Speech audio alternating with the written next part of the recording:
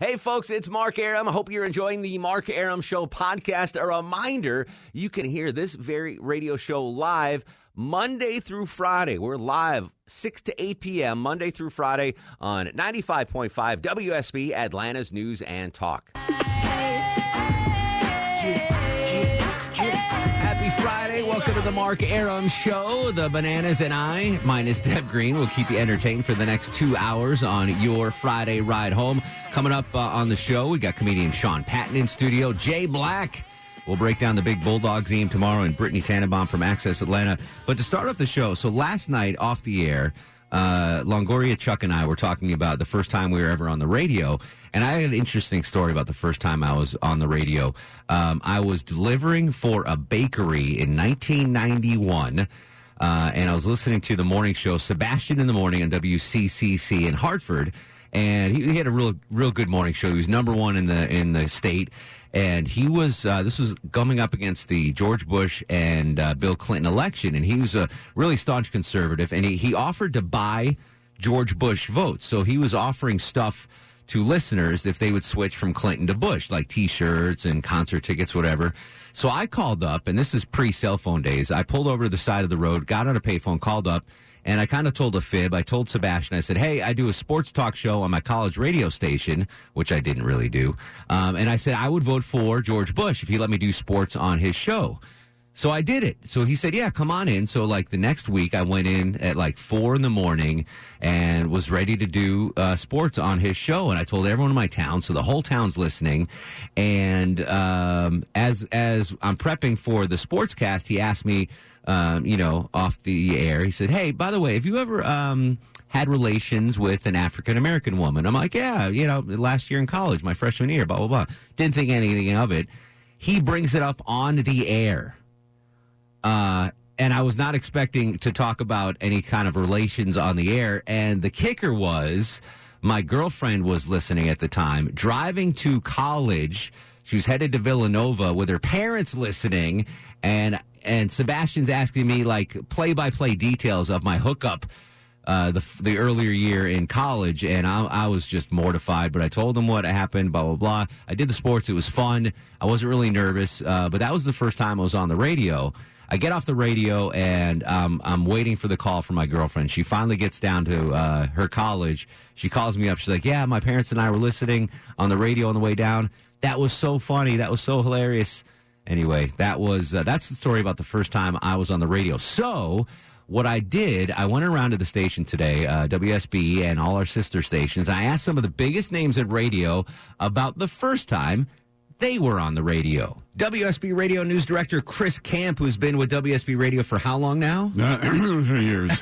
Longer than me, and I've been here a while, asking folks around the station the first time they were ever on the radio. Do you remember the first time you were on the radio? It's funny you mentioned that, and I do. It was, I called into a radio show. Nice. WDRC in Hartford, Connecticut. They used to be oldies, right? Yeah, used to be. Used to be. I was probably 10 years old. It was in 19... but they were running a contest at the time where you could win a T-shirt. And you're familiar with Schweppes? Oh, yeah, which ginger ale. Yeah, ginger ale and tonic water and so forth. So if you called in and you were the correct caller and you said this phrase, I think it was 5 times in 10 seconds, you'd win a T-shirt. What was the phrase? So the phrase was, I switched to Schweppes and won a Schweppes T-shirt. And you had to say that 5 times? I had to say that 5 times in 10 seconds. Did you do it? Don't ask me to do it now, but I did it in 19... And you got the T-shirt. And I got the T-shirt. It was a yellow T-shirt with black, Schweppes logo on the front. And Chris Camp still wears that to work once in a while. And it's a little tight, but I still get into it. Were you hooked on radio at that point, or later, or before? Absolutely hooked. Yeah. Absolutely hooked. Thanks to WDRC and Schweppes. That's right. Proud sponsor of the Mark Arum Show. Next up, a rising star in the radio industry. He's young, he's hungry, he's... handsome. He's handsome. He's crushing it. It's Eric Von Hessler, heard 9 a.m. to noon, Monday through Friday on 95.5 WSB Atlanta's News and Talk. Eric, yes, you've obviously had a long, storied career, rock radio, talk radio. What was the first time, though, you were ever on the radio? Now, you mean my voice on the radio. Your voice on the radio. There's kind of two things that go together. There's 1976 in Memphis, Tennessee. Okay. I called into the Rick Dees show. No kidding. Yeah, and I can't remember if he was over on HBQ yet or if he was still, I think he got fired in there because of Disco Duck or something, but I used to listen to him in the morning. I can't remember what I asked him. Was it about the bicentennial, perhaps? I may have been. I just remember he went into character of a local person that was on TV to respond to me. And then I was in Baton Rouge the next year, and we called into WFMF, I believe. And for some reason, I asked the DJ to sing the Meow Mix song. You know, Meow, Meow, Meow. I think we offered him money or something, and then he did it on the air. We thought we were stars. Did you know back in 76 that you wanted to pursue a career in radio? Is that what started I had no idea that I was going to pursue a career in radio until I was standing in a radio station in 1989. So you just wanted to mess with Rick Dees. That was the whole... Wow, I thought he was like the funniest guy in the world when I was 11 years old or 12 years old. So, yeah, I thought it was really cool to call in. But I never saw myself in radio until the late 80s. We still don't see you in radio. So. I myself don't see it. I check. The way I work is if my security card works, I figure, well, I'm employed for another day. Has it ever not worked yet? It's not. No, it's worked every morning. I've had a couple of times where it didn't work, and I'm like, oh, no. But it was just a bad chip or whatever. Take the hint, Mark. Take the hint. All right, Tad Lemire from the Tad and Drex Morning Show on B98.5 FM, the best of the 80s, 90s, and today, joins us in studio. Tad, an illustrious radio career, taking you all over North America. You're now safely entrenched at B98 in the mornings, doing a great job. Thank you. Crushing the ratings. Asking you now, the first time you were ever on the radio. This is on the radio, not with my own show, but just being on the radio. The first time you were ever on the radio. I called in to Sally Jesse Raphael's talk show on TalkNet. Hold on. First of all, she had a talk show? Really? She did. It was on at like 10 o'clock at night. Okay. And my first job in radio was at 11 years old. A guy taught me how to play commercials during that, like the local commercials during that. So I called her. I was so nervous, and I go, Sally, I'm 11 years old and interested in getting into radio. And she said, Don't do it. She was like, do not do it. That's the same advice I give, by the way. And so she's like, well, let's try it. Let's see how you do. She said, why don't you introduce a song? And my dad played oldies records on the FM. So I go, here's the Beatles and She Loves Me. And then she said, well, She Loves You, but it's okay. And I argued with her back and forth. I was like, that's what I said. So it was like very embarrassing. I wish I still had that audio. What kind of a show did Sally Jesse Raphael have? It was a talk show. So Bruce Williams was on at 8. He did financial stuff. Okay, of course. Yeah, Tiger, I do wish you well. Welcome to TalkNet. And then at 10 o'clock, Sally came on, and she was more like relationship stuff. That's and what I thought, yeah. It was a great, I loved listening to it. I wanted to hear prepubescent Tad ask about Cindy in homeroom, but no, you were talking about radio. So obviously you were hooked prior to that because you had already had a job in radio. That's what really stoked the fire, though, for you, huh? Yep. Sally Jesse Raphael. If you're listening, Sally Jesse, she's still with us? She called in. I was working in Connecticut, and for my birthday, my co-host had Sally call into my show. And she's like in her late 70s, early 80s. And there she was, and we had a lot of laughs, and it was great. I was just like, wow, that's a heck of a birthday present. Tad Lemire, best of the 80s, 90s, and today, my friend. Never be a legend like Sally Jesse, or Mark Arum, for that matter. Hang tight. We'll be right back. It's the Friday edition of The Mark Arum Show.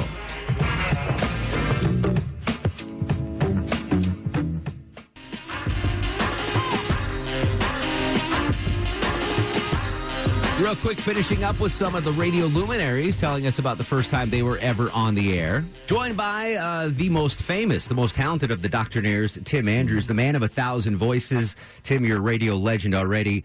First time you were ever on the radio. When, where, and how did it happen? In 1980, McDonald's opened in my little town of Mansfield, Pennsylvania, and you would have thought that... That's big news. Yeah. That is big news. Whoa, we have McDonald's. Yeah. And the local radio station showed up, and I knew the guy because I listened to the station, and I was enamored. I went over, and I won a free cup, and I got to answer a real easy question, which I don't remember. Yeah. And that was the very first time I was on the radio, and people in my town heard it. That's amazing. What station was it, and how old were you? WNBT FM. I eventually worked there. Oh, nice. And I was 9. At 9 years old, did you say, "Oh, this is cool"? Or yeah. And then before that, I loved radio anyway, but because to listen to it at night. Yeah. But that was really cool to put headphones on and hear my voice. You were bitten. You were bitten by the radio absolutely. bug. Yeah. Is the McDonald's in Mansfield still open? Yes. There you go. I even That's worked good. there. My McDonald's closed in my town. Oh, that's too They bad. opened another one on the south side, but it wasn't the same. It's not the same. No. All right. Thanks for joining us, Tim. Thank you. Coming up, more of your favorite radio personalities telling the tales of the first time they were ever on the radio. Hang tight. We'll be right back. This is the Mark Arum Show on Twitter and Instagram at Mark Arum.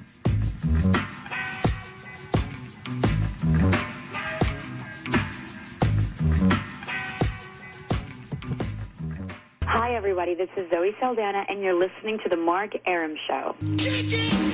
Welcome back. Friday edition of the Mark Arum Show. Still to come on the program, comedian Sean Patton in studio. He's at the Punchline tonight, tomorrow. Really funny dude. Jay Black, also a really funny dude. We'll break down the Bulldogs game. And Brittany Tannenbaum from Access Atlanta. Continuing, though, to ask my radio colleagues here at Cox Radio about the first time they were ever on the radio. All right, Jay Black, producer of Atlanta's Morning News, our sports director here at the station, a lifetime radio guy, even at his young age. First time you were ever on the radio, Jay Black. Tell me when, where, and why. It was 2001, covering high school football. I was working for a station called Lake 102, which does not exist in that format in rest in Buford peace. anymore. Okay. Yes. They're speaking Spanish now. Yeah. And we were doing a high school football. I was the statistician and intern for the high school football broadcast with Chris King and Billy Gazdick. And for the second game of the season, it was GAC against either Wesleyan or Buford. Wow. They had me starting to present the stats at halftime and postgame. Were you nervous? How'd you sound on the air? I was a little nervous. Yeah. I had been behind a microphone. I was doing PA at Collins Hill High School Sure. for all the sports there, so I'd been behind a microphone, but obviously when you get on the radio, that's a little different. Yeah. But we had a good time at Lake 102. That was a good station. And you were bitten. That was the radio bug. Yes, Jay Black was hooked from then on. That's what I always wanted to. I was 5 years old. That's what I always wanted to do. Did you ever think you'd be a guest on the Mark Arum Show? I thought about it, but I didn't know if I'd ever make it. But now here we are. All right, joining us on the show from our sister station, he does mornings on 97.1 The River. He is an Atlanta radio legend, Mr. Steve Craig. Steve, the first time you, my friend, were ever on the radio. Gosh, I was probably 17, Okay. and I was hanging out at a radio station, as you know we did back then in Anaheim, place to California. Exactly. I knew a couple of guys who worked in the promotions department, so we just would hang out with the DJs when you could do that. KEZY in Anaheim, California, and we were talking about punk rock at the time with some guys who were working there at the station, one of the DJs, and I guess one guy who was like the assistant program director, or whatever, said, "Do you know about this punk rock stuff?" I went, yeah, I collect some of the records and everything. And I was into, some of the stuff that's coming over from England, the Sex Pistols and you were ahead of the game and all that kind of stuff. And he said, would you want to do a radio show? And of course, when you're a little kid, it's like, sure. Yeah, absolutely. Why not? So, I talked with one of the other DJs and he set me up and I did like a midnight show that Saturday night, and I just was playing some of the records that they had and some of the records that I had. Were back you a when natural? you played 45. Oh, no. Or you were sucked. nervous? Oh, it's Yeah. horrible. Yeah. And the thing is, it was a top 40 radio station, and here I am playing all this obnoxious punk stuff. The phone's lit up. It's like, what are you doing? What is this garbage? The show lasted 2 weeks. Nice. But that was the first Well, you're time that I hooked. was ever on. Yeah. You were hooked. Yeah. KEZY. Yeah. Which is now what? Is it still in I existence? think it might still be KEZY Okay. AM. I think there's an FM station, too, that's still down there. AM but, punk station now. No, in California. So the nice thing is when I was doing that, one of the guys at the station said, "Hey, we have a broadcast workshop. If you want to, maybe continue with this. You sound Hone like the you know skills. what you're doing. And I had a horribly young, nasally voice at the time. But then I went through that little broadcast workshop, and I ended up getting my first gig about 6 months later. And now you're on the river. Yeah, 42 years later. Gee. All right, joining us now, a sometime doctrinaire, but he's a full-time DJ on our sister station, 97.1 The River, English Nick. Yeah, disc jockey, but we don't actually spin discs anymore because it's Understood. digital. Yeah. So I'm asking everyone in the building, radio luminaries, the big boys and Yeah. girls, what was the first time you were ever on the radio? When? Well, yeah, tell me the story. The first time you were ever on the radio. 20 years ago, next month, 96 Rock, when it was up in the Century Center building off of Claremont Road, the triangle glass building. Sure, yeah. I had no experience in radio, but the program director, Tim Dukes, liked my voice. He goes, you got no experience running that board, but I'll put you on Saturday and Sunday morning, 6 to 10 live. Wow. And I went in with Christopher Rood, who was doing afternoons at that point, and he had me running the board in 15 minutes. Did you had you always dreamed of being on the radio, or did you kind of fall into it? No, I had a friend of a friend who worked at 96 Rock, promotions director, Laura Lee, and I just liked rock music. Yeah. And I was like, this would be a really cool thing to get into. I didn't know it was going to lead to anything like it is today, but yeah. Did you think 20 years ago to now that you'd eventually be a central figure on the Eric Von Hessler program? Not at all. I just remember having a conversation with my boss where he's like, we need to get you out in the city and get your profile up and stuff. So, no, but I worked with Eric a little bit at 96 Rock back in the old days. So. Well, you're a welcome addition, my friend. Well, thank you, man. Amazing tales. All right, hang tight. We'll be right back after we check traffic. It's the Friday edition of The Mark Arum Show.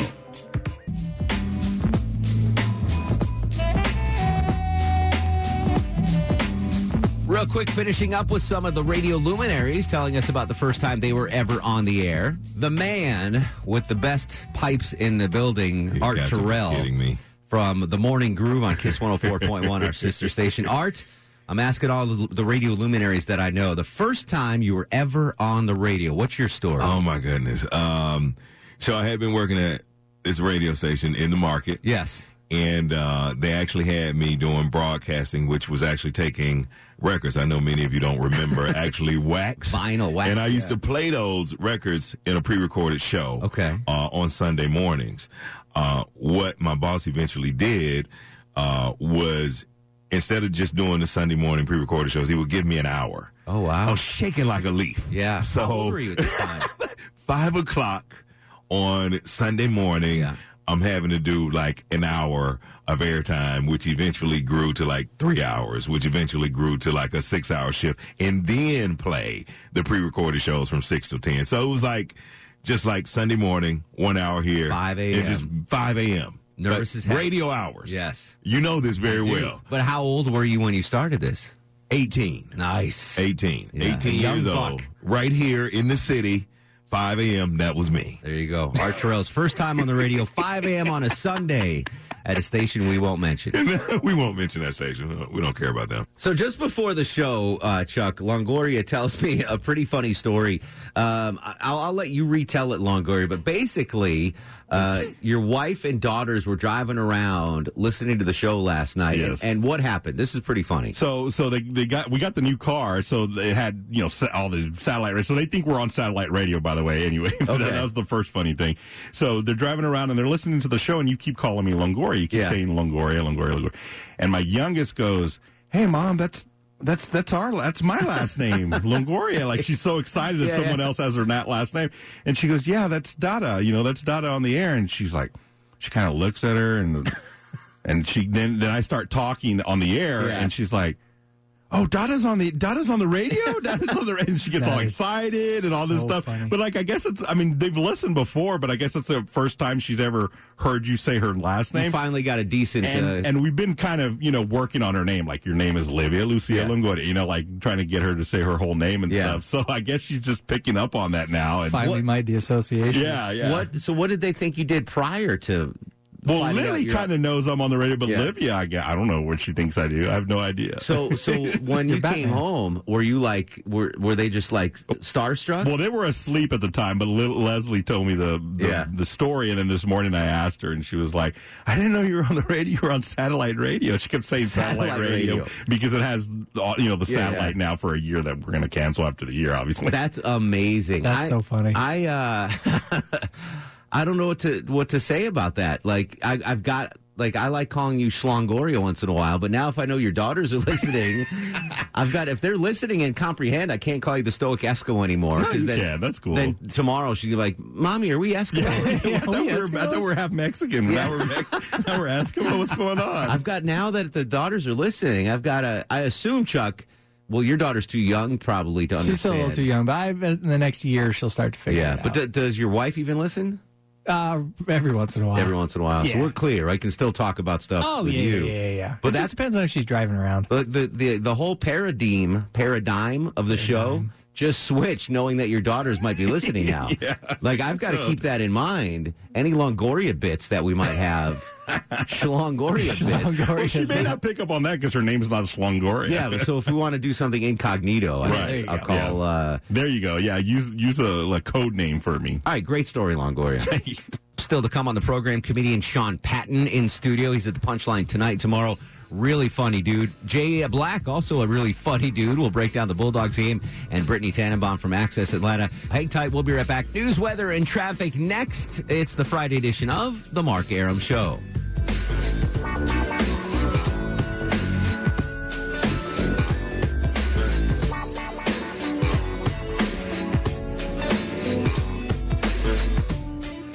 The Mark Arum Show is performed before a live studio audience.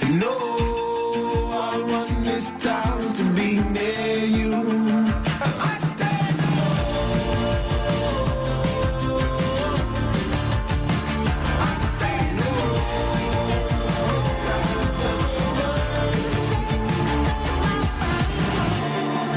All right, welcome back to the show. Joining us in studio, he's on the Punchline stage tonight and tomorrow. Tickets available on punchline.com.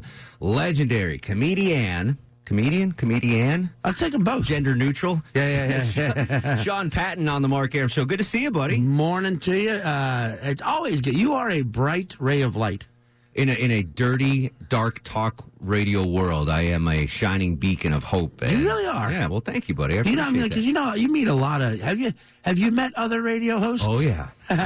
We're a strange breed. There is a yes. Yeah. Well, see, what I found the difference is, I'm glad you brought up radio because we're going to talk about it in a second. The people that are jaded in this industry are the people that set out to join this industry. Like, I fell ass backwards into radio. Okay. I had no desire, nothing to get into radio. I just fell into this job. So I think it's great. Like, but other people are like, they ground it out so by the time they're getting to a place where they're interviewing luminaries like yourself, they're bitter. But I'm surprised that radio wasn't like a thing. No. It was, I wanted to be a newspaper writer. I wanted to be a sports writer. How would the people reading ever hear your perfect radio voice? They wouldn't. But it's so funny. So my first job ever was as a sports reporter for my local newspaper in Connecticut. And really? I was 14 years old. I'd go out and make $25 an article. And I thought it was the greatest job ever. And then when I got to college, I majored in journalism. And then I saw the starting salaries of sports writers. And I was like, I'm making more than that waiting tables. Like, I can't do that. So then I tried to transition to write for TV. And then it just so happened I wound up in radio. And I never intended to get on the radio. It's so interesting that you bring up sports writing. Because you've told me this before. Yeah. But, so I listen. I read a lot. NFL.com. Yeah. I have the app. It's just whatever. It's a great way to kill time in the airport. Exactly. Just reading about it. And I do enjoy football. I know you're not supposed to. I know it's bad for people's. I know there's concussions and I know etc. But there's also hey, it's entertaining. But a lot of those guys just in the past few years have gotten real risque and no kidding. Yeah, some of the writing from some of these guys, like the straight news writing or the opinion writers, both. Okay, the metaphors and the way the comparisons they'll make and and especially the opinion pieces. Yeah. Those guys will just go off on extrapolation journeys, where you're just like, where are you? This is a piece about the best team in the NFC South. Yeah. But you're making reference. Yeah, exactly. So, I think I remember this, Craig. You're a Saints fan, is that right? New Orleans Saints, yeah. So, we're going to talk football now. Yeah, please. Breeze is out. Bridgewater has stepped up and managed the team, and the defense has been crushing it. Yeah. You got to be pretty happy where you're sitting right now. I would say yes, as a Saints fan, I am. Also because it's very storybook-like what's happening is because Breeze will come back after the bye. Yep. And his first game will be against local favorites here in Atlanta. It's been a struggle this year. year. The Atlanta, Georgia Falcons. Yeah. It has. Do you think it's the coach? Is it Dan Quinn? I don't know what it is. Yeah. It's been we had really high hopes coming in this year. I mean, you look at the weapons that the Falcons have. God, Matt Ryan and Freeman and Julio and Ridley and Hooper, and the offense has been okay. The defense is porous. It's like a sieve. Everyone scores on the Falcons. We met. Do you know the comedian Dan Soder? Yeah, absolutely. Real tall guy. Yeah, real tall guy. Really, could play tight end. Yeah, exactly. Easily. Or slot receiver, maybe, depending on what team. But he's friends with a bunch of actual like assistant coaches and whatnot in the NFL.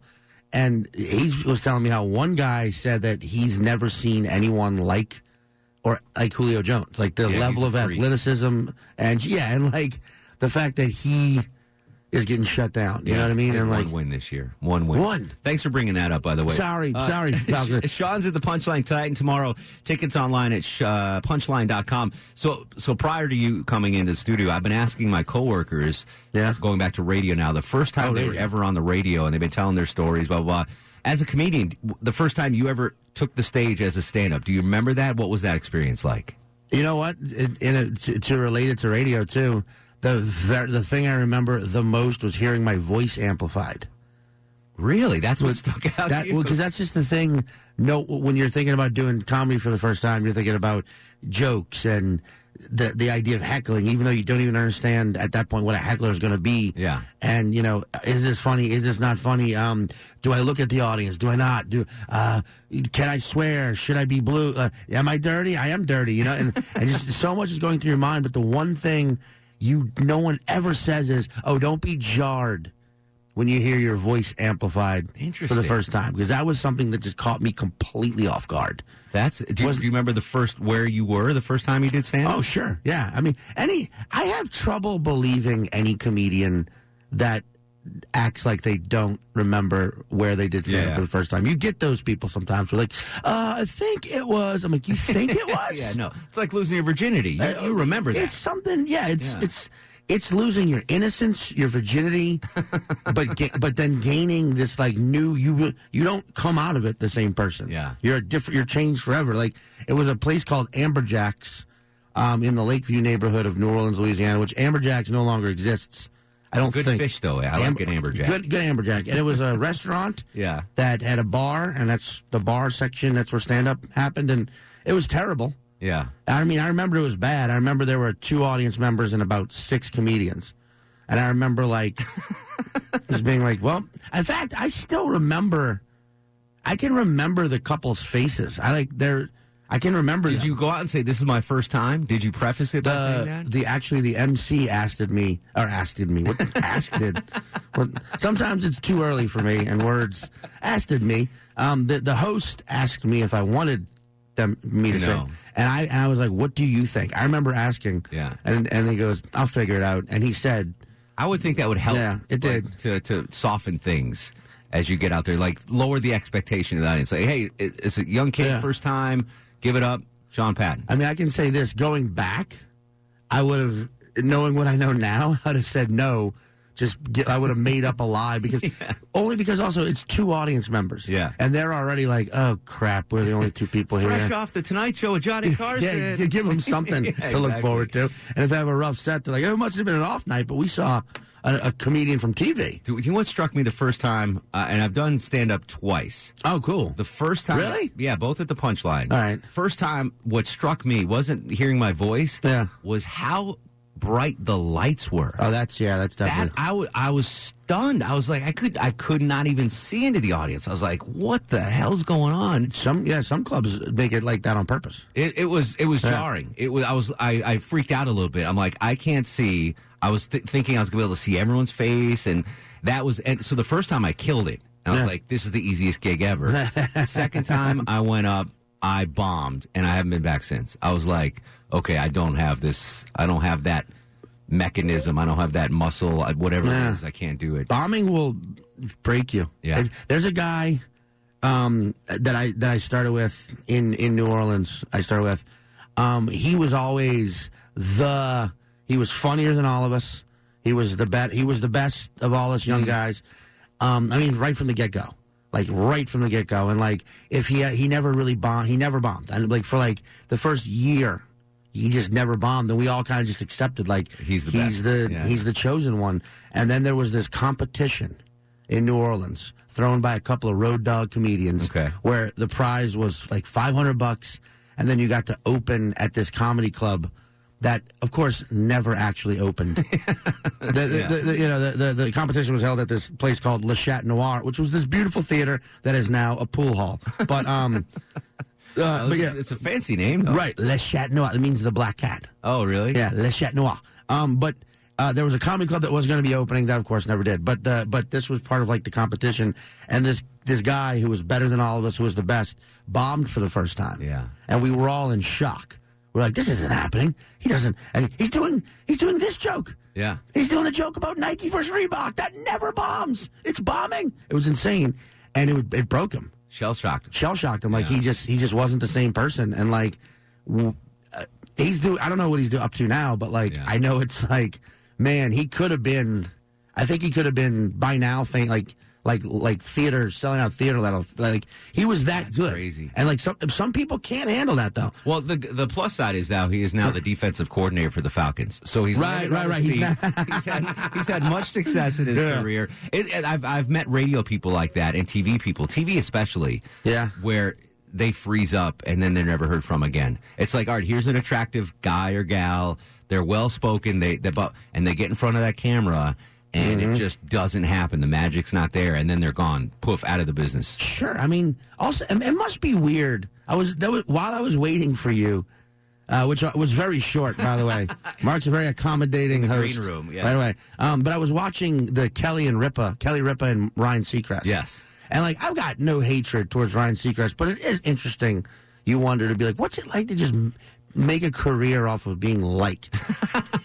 Yeah, you know what I mean. Like that guy's not cat, right? He's just a likable, nice.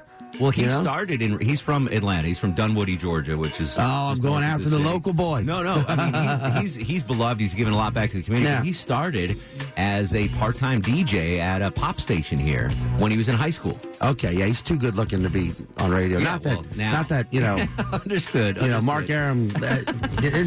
I'm looking into the eyes of an Adonis over there. But I get. You know what? That's a great point. Like he is. I'm sure there's a level of talent there, sure, but he fell into what was the big hit TV show?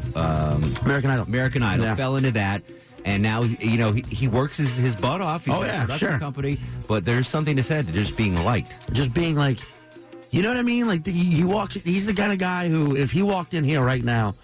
To just, like, when we didn't know who he was. Yeah. He wasn't a famous person. Yeah. He just walked in and be like, oh, Mark, here's your mail. Yeah. We'd all be like, oh, hey, what's up, man? Yeah. We'd all be like, oh, that guy. what a nice guy. Ryan. You'll like this guy. Sean Patton. He's at the Punchline stage tonight and tomorrow.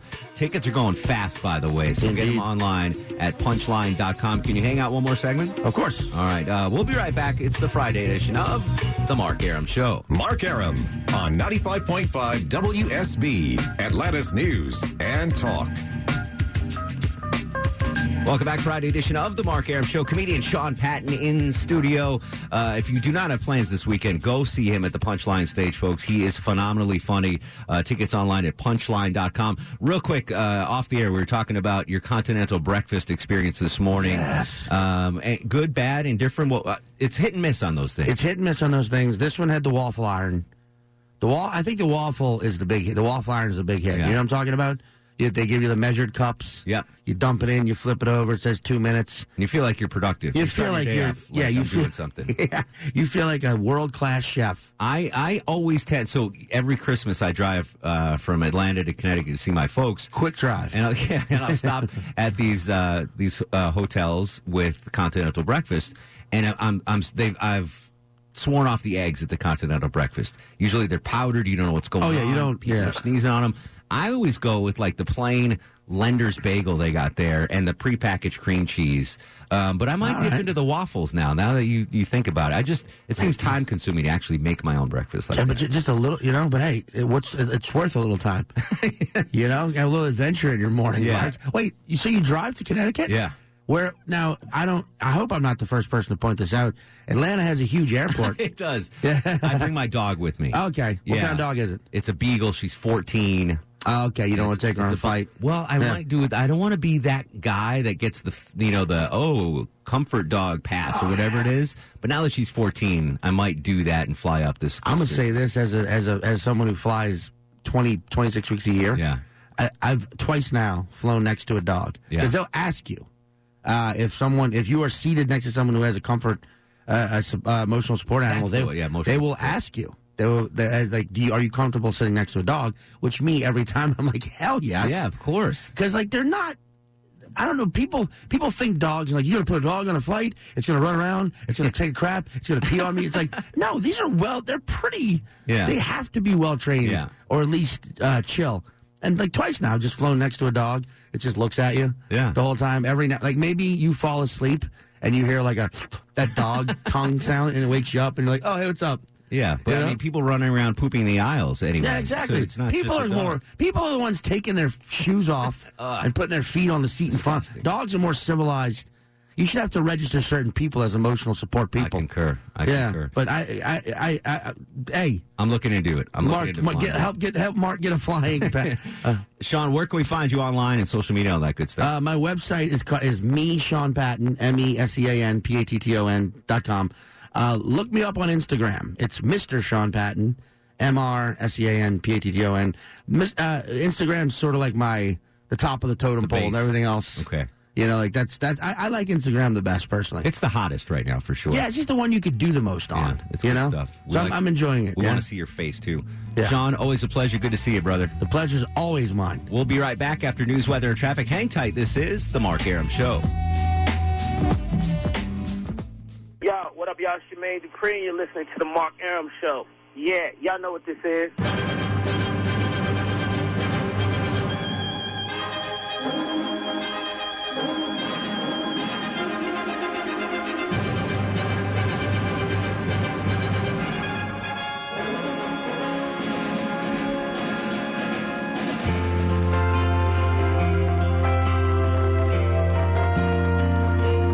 It's so good to be born in America. Well, men are free. It's so good to be born in America. All the home of the red, the white, and the blue. Joining us as she does every Friday in studio, the lovely and talented Brittany Tannenbaum from Access Atlanta. Hello, Brittany. Hi. Good to see you, buddy. It's Friday. How was your week? Everything good? It was good. I feel like it's always long. Yeah. No? Maybe? Well, this marks the end of your week, so you should be happy. Exactly. I'm excited. We're rolling into the weekend with some rain, but don't fret because we got a lot going on. Yeah, there's a lot of stuff going on, including probably one of the biggest food events in Metro Atlanta throughout the year. It's the Grand Taste of Atlanta this weekend. Definitely one of the biggest foodie events of the year. Taste of Atlanta, which is going down at historic 4th Ward Park all weekend. And not only can you kind of just eat and drink and enjoy yourself, but you can also watch cooking demos going on. There's going to be some famous, chef people showing you how to cook and famous chef people, famous chef presentations. and they have a best bartender competition going on as well. General admission for that starts at $30. So head over to Taste of Atlanta and taste. Is that the first time it's been in the 4th Ward? I remember going in Midtown Atlanta before. I think it's maybe changed locations a bit, per the years, and now it's down in 4th Ward Park. Okay. So I've always had a good time at that event. Yeah, there's a wide variety of foods. Absolutely, and it's good food. Yeah, you're not paying for a crappy old exactly a grilled cheese sandwich that's cold. Yeah, it's no. Yeah, I'm not going to eat stuff. that. All right, that's interesting to know. Let's move from Old 4th Ward to Decatur. Yes, Decatur Craft and Beer Festival. Correct, and so that's at the downtown Decatur. And rain or shine, it says it's going to go down. So you can have an afternoon of beer tasting and music on the square. At the Decatur Craft Beer Festival. General admission for that is $50, but they're going to have more than 90 breweries providing unlimited beer while you rock out to live music. I don't get to Decatur often enough. I don't do, but their restaurant scene is pretty legit. It is. I think we went to Kimball House a few months ago. Oysters? Really good. Their Very martinis good were on spot. Not as good as House, but... Martini-wise? Yeah, House is just they don't... First of all, it's like 4 shots of vodka. So you're definitely getting like your bang for your buck. I'm gonna make an admission here on the radio. I have never in my life had a martini. Oh, God. Never once. Oh, my God. Well, maybe I had an appletini once. I had a sip of a girl's appletini once. I think that was my first alcoholic beverage when I went to go visit IU before going to college. And I thought it was so cool because I was like getting served an appletini at a restaurant. I've never had a real... All right, well, we need to change that. So Decatur, I never used to go because, like, if you go to Decatur, you want to go drink and eat and have fun. Sure. And I always drove, and it's a kind of, from where I live in northwest Atlanta, it's a pain in the neck to get over there. It's effing far. But now with Uber and Lyft, I should go to Decatur more often. Yeah, absolutely. I don't remember, where did we go? Oh, when we went to Staple House. Yeah. I mean, that was kind of pretty far, like was it Edgewood? I don't exactly remember where it was, but it was a 30-minute drive there and then 30 minutes back. So that's an hour. A great restaurant. Yes. 246 is in Decatur. I've been there. That's a good joint. That's Italian, right? Yeah. So that's my new spot. Well, that's my New Year's resolution in October. To get out. To go to Decatur more often. To go to Decatur. Yeah. That's a good one. Yeah. That's attainable. It is. So listen, Brittany's from Access Atlanta. So not only, I mean, the highlight of her week is appearing on the Mark Arum Show, but you also get to do a lot of cool stuff with Access Atlanta, including a movie premiere. What was going on social media? So I went to a screener of this new movie called Waves. Okay. And it was awesome.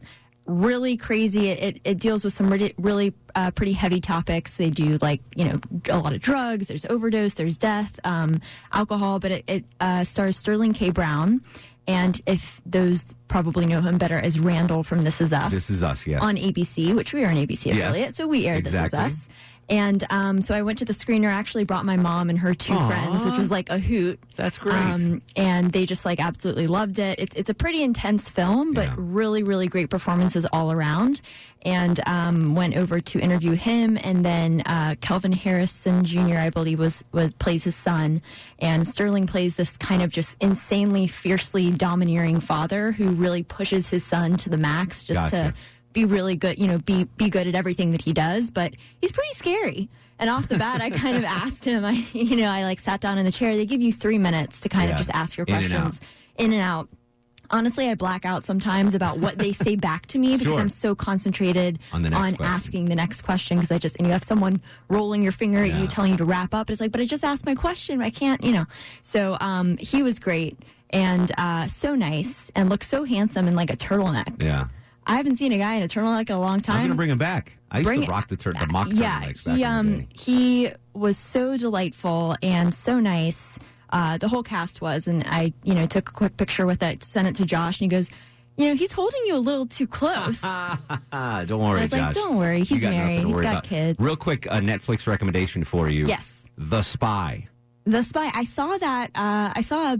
Is that with Sacha Baron Cohen? Real story about an Israeli spy in the 60s. Got it. Amazing. 6 episodes. You can knock it out this weekend. All right. If it rains, do it. It's going to rain, so. It is going to rain. Me and Sasha will be hitting the Netflix. Yeah, I think you'll like it. All the information is on WSBTV.com, Access Atlanta. Where can we find you and Access Atlanta on social media? Social media, we are at Access ATL, and then I am at Britt Elise. Oh, and one other shout out. BJ Reese Orchards is open. Well, I guess it's going to be raining this weekend, but next weekend for sure, go check it out.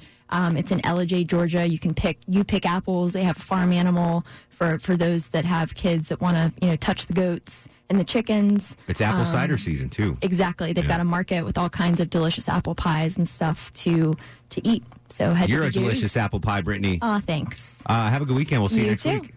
I don't really want to talk about sports because we're coming off the worst sports week in Georgia sports history, but we are your home of the Dogs, and the Dogs are back in action tomorrow. So joining us in studio, WSB Radio Sports Director Jay Black. Hey, man, that is past. That is this past. Is present and future. Well, I'm a historian. Ahead. I'm a historian here. Let's briefly talk about last week's game. We watched it. We heard it. It was unbelievable. Heartbreak. It sucked. As a fan, as a viewer, as a listener, it was awful. What was the mood in the broadcast booth? Take us in there when Rodrigo missed what would have been the game-tying field goal in overtime. It's kind of more like, did that actually happen? that whole thing actually happened. Just stunned? Yeah. It's like, did we really just get beat by South Carolina? Yeah. And turn it over 4 times and played a catastrophically bad football game. Just awful. Yeah. What happened? They weren't ready. They looked past them. What's the deal? That part seems pretty clear that Georgia just was not ready. Yeah. And Kirby Smart even told Chuck Daddle in his pregame interview here on WSB. We heard it. He called it. Yes. That our guys are not ready to play. Yeah. We have to get them ready to play. Yeah. And that did not happen. It didn't happen. The whole vibe over that day, and I'm not blaming the fans or anything, but the fans were late, or everybody just kind of, that whole vibe was, we got this, we're going to show up and run over South Carolina. It's always freaking South Carolina. And South Carolina's they have SEC players. Yeah. And when teams have SEC players, they can play well. Yeah.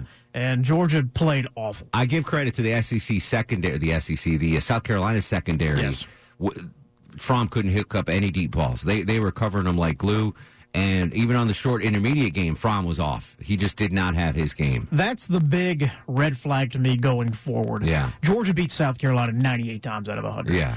But for the games against the second half of the schedule, the Floridas, the Auburns, the Missouris, the potential SEC championship, we talked about how young this wide receiver core is coming into the season. Yeah. Now you're seeing it. These guys are struggling to get open. They're struggling when receivers or when quarterbacks come and bump them at the line and press them. They can't get off and they can't get open. Yes, Fromm had a bad game, but it's not like he was missing guys that were wide open either. Everybody was sort of always covered, and that's what bothers me going forward is if they can't find a deep threat, they can't back everybody off the line so Georgia can run, they'll have trouble. By the way, Jay Black, very animated in the studio, pushing me. Jay Black, WSB Radio Sports Director. All right, let's turn the page. Hopefully get back on the winning side of things tomorrow against Kentucky, our pregame and all that stuff. What time are we looking at? 2 p.m. is when we'll get started with the Dog Talk pregame. Tailgate show starts at 3 o'clock, and then we'll 6 p.m. kick off in the rain at 6. Oh, yeah, that's right. It's going to be soggy. What do we know about Kentucky? And they're 5-1, right? I mean, that's 3-3. 3-3. Oh, yes. All right. So Buford gave me wrong info. Buford's filling in for Dev Green. All right, they're 3-3. I feel better now. I thought they were 5-1. No, Kentucky just won its first SEC game last week against Arkansas, who's the worst team in the West. They are kind of a offense in transformation on the fly here because their top 2 quarterbacks are hurt. So last week they had to turn to their number 1 receiver, Lynn Bowden, to play quarterback. And he rushed for 200 yards in the game, or almost 200 yards in the game against Arkansas. So Kirby Smart compared this to Hines Ward back in the mid-'90s, coming off a receiver to play quarterback, and that's kind of like how it feels. It's not going to be a very complicated offense they're running, but Bowden can beat you on the ground anytime he wants, and he can throw the ball well enough to make you think about it. So that's going to be a very different situation for and the we saw Georgia struggle against South Carolina's backup quarterback last week. So, by the way, just looking at, so I want to get caught up to date here, make sure I got my facts straight. Okay. Kentucky's wins are Toledo, Eastern Michigan, and last week at Arkansas. Their losses close to Florida. They had Florida beat. Not too bad to Mississippi State and not too bad to South Carolina. So this is a school with SEC talent, like you said. Kentucky has pulled up their floor. Yeah. They're not nearly as good, obviously, they were last year, losing Benny Snell and everything they had last year. Sure. But they're not the doormats that they used to be. They're not Vanderbilt. No, they're not Vanderbilt. All right. Well, fingers crossed. Hopefully things will fare better for the Dogs. I got to have a feeling that Coach Smart has got them ready for this game. If I'm watching the first quarter, Georgia's been slow starting at times. This team should be angry, and it should come out and blow doors early on. I'm not going to look past this game. Well, I am looking past this game. Bye week after that, where we'll have the Mark Arum Show listener lunch here at the studio. Okay. Then in Jacksonville at number 9, Florida. Yep. Then 22nd ranked Missouri. Then 11th ranked Auburn, and then Texas A&M before the Georgia Tech matchup. Worst case scenario, what happens to this team? Worst case scenario is they lose 3 of them. Yeah. That's you lost your mulligan on South Carolina, and with the schedule as backloaded as it is, it would be nice to have that. So now Georgia's got to beat them all. Worst case is 8-5 then. Best case scenario, they run the table and they get into the SEC championship game. And that's the big takeaway from the South Carolina game is the doubt creeps in that they can consistently beat all those teams without a deep threat and with some of the struggles they had throwing the ball. But Georgia's done it before. It's not like you have Alabama or LSU there. That comes later. Yeah. So it's certainly possible, but there's a little Run doubt. the table, Dogs. Yeah. Run the table. 2 p.m. Our coverage starts tomorrow on your home of the Dogs. Real quick before I let you go, Jay Bird. Yes. Braves baseball. Yeah. Disappointing end to the season. almost as disappointing as my Yankees' end of the season, which is going to come very shortly at Minute Maid Park. Who's gone from the team? Who might we bring back? What do we know right now? Well, there's about a dozen players that are free agents or have options that are unlikely to get picked up. So it's probable Josh Donaldson's the big guy hanging out there. Yeah. I think it's 30-70 he comes back. Okay. He's gonna make a lot of money. He bet on himself this year. He's gonna make his money. But the Braves certainly could use him because he was clearly an elite player in the heart of the order. Dallas Keuchel gone. Probably unlikely. Julio Teheran has an $11 million option. I think the Braves pick it up. I think they do. They can't get rid of Julio. Well, I think they do. I mean, $11 million. Consistent. He can throw 170 innings. That's not bad bang for your buck. He's only 29. Yeah, believe it or not, he's only 1 year older than Fulte. I thought of him the other day, and it led me down this rabbit hole on BaseballReference.com to Jair Jordan. Remember him? Yes. Jair 6 degrees of separation. Exactly right. So we're going to wait and see. Hopefully the Braves will spend some money. Will Austin Riley be ready to take over the hot corner? We don't know. Freddie's elbow we'll check on. You'll keep us up to date throughout the Hot Stove League, though. Hopefully it's more interesting than it was last year. There you go. Jay Black, WSB Radio Sports Director. Thanks, buddy. See you, bud. Mark Arum on 95.5 WSB, Atlanta's News and Talk. Big thanks to Sean Patton, to Jay Black, Brittany Tannenbaum, and all of my radio colleagues, Eric Von Hessler, Tim Andrews, Chris Camp, Steve Craig, Art Terrell, Tad Lemire, everyone else I forgot that told us about their first time on the radio. That was fun stuff. I'll tell you what, Longoria, let's do Star of the Show. Are you guys ready for the Mark Arum Star of the Show? I'm going to get Star of the Show. I haven't done that in a while. So I am Star of the Show for the first time in a long time. I deserve it with Deb Green out. I did all the heavy lifting. You know what, Longoria? You did a lot of heavy lifting, too. You get one as well. So Longoria and I are co-stars of the show. We will continue the conversation online once we get off air throughout the weekend. You can hit me up on Twitter and Instagram at Mark Arum, Facebook Mark Arum WSB, that's MarkArum, and the podcast available anywhere you listen to your podcasts. In the meantime, go to sleep, little baby. You and me and the devil makes 3, don't need no other loving baby. Go to sleep, you little baby. Guests of the Mark Arum Show stay at the All Suite Omni Hotel, located in the heart of Chicago's Magnificent Mile.